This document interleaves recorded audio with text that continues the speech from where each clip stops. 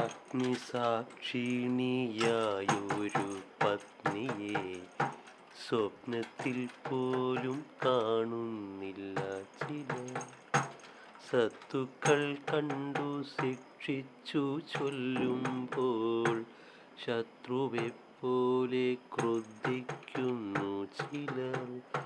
വന്ദിതന്മാരെ കാണുന്ന നേരത്തു നിന്ദിച്ചത്രേ പറയുന്നിതു ചിലർ.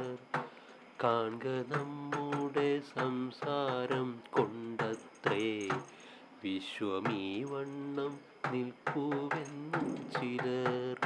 ബ്രാഹ്മണ്യം കൊണ്ടു കുന്തിച്ചു ബ്രഹ്മാവുമേനിക്കൊക്കായെന്നും ചിലർ.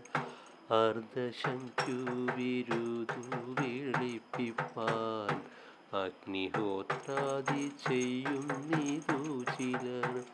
സ്വർണങ്ങൾ നവരത്നങ്ങളെ കൊണ്ടും എണ്ണം കൂടാതെ വിൽക്കുന്നിതു ചിലർ.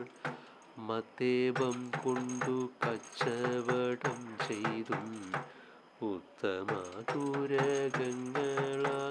കൊണ്ടും അത്രയുമല്ല കപ്പൽ വെപ്പിച്ചിട്ടു എത്ര നേടുന്നിതർത്ഥം ശിവ ശിവ.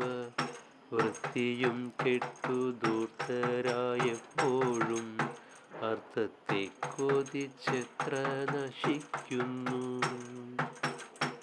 അർത്ഥമെത്ര വളരെയുണ്ടായാലും തൃപ്തിയാകാ മനസ്സിനൊരു കാലം. 10 കിട്ടുകിൽ 100 മതിയെന്നും 100 സഹസ്രം മതിയെന്നും. 1000 പണം കയ്യിലുണ്ടാകുമ്പോൾ ആയുധമാകിലാശ്ചര്യമെന്നതും. ആശയായുള്ള പാശമതിങ്കേന്നു വേർവിടാതെ കരേറുന്നു മേൽക്കുമേൽ.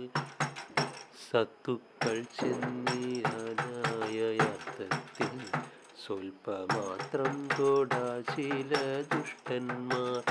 ചത്തുപോം നേരം വസ്ത്രമതുപോലും മൊത്തിടാ കൊണ്ടുപോവാനൊരുത്തർക്കും. കൃഷ്ണ കൃഷ്ണ മുകുന്ദ ജനാർദ്ദന കൃഷ്ണ ഗോവിന്ദ നാരായണ ഹരേ. അച്യുതാനന്ദ ഗോവിന്ദ മാധവ സച്ചിദാനന്ദ നാരായണ ഹരേ. ഓം ശ്രീ ഗുരുഭ്യോ നമഃ.